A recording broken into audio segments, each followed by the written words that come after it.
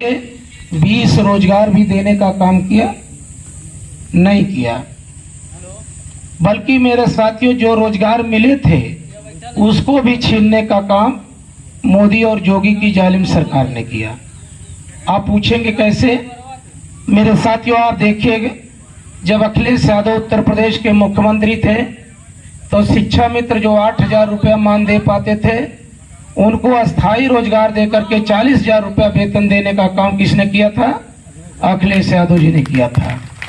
लेकिन जब जो उनकी सरकार चली गई तो मेरे साथियों उनको पुनः वापस भेजने का काम किसने किया? योगी की सरकार ने किया, बीजेपी की सरकार ने किया।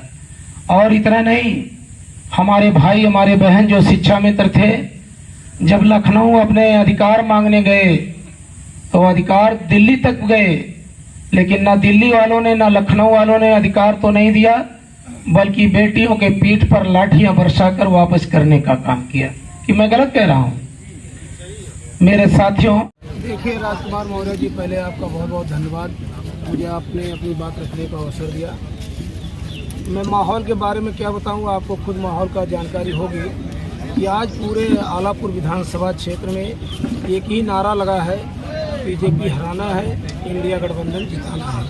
क्योंकि विगत 10 वर्षों में भारतीय जनता पार्टी की सरकार ने जो गरीबों, मजलूमों, दलितों, शोषितों, पिछड़ों, अपीड़ितों और यहाँ तक कि सर्वजन समाज के साथ जो धोखा करने का काम किया, अब समाज उसका बदला लेने के लिए बड़ी भारी तैयारी में है। और मुझे आशा ही नहीं, पूर्ण विश्वास है कि 25 मई को जब वोटिंग होगी तो सर्वजन समाज के लोग बड़े पैमाने पर संविधान और लोकतंत्र की रक्षा के लिए साइकिल का सामने का बटन दबा करके पप्पू निषाद जी को लाखों वोटों से विजयी बनाने का काम करेंगे। सर, जैसा देखने में आ रहा है कि जहां भी यादव जा रहे हैं वहाँ टूट जा रहा है, और फिर भी बीजेपी कह रही है कि 400 पार। देखिए, बीजेपी 400 पार का जो नारा दे रही है, अब तो वो आवाज़ बंद हो गई है।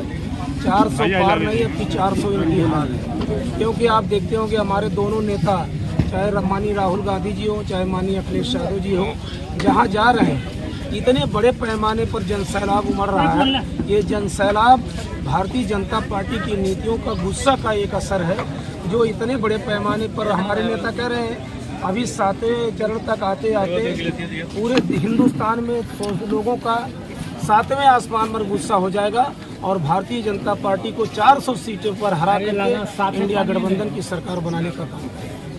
धन्यवाद।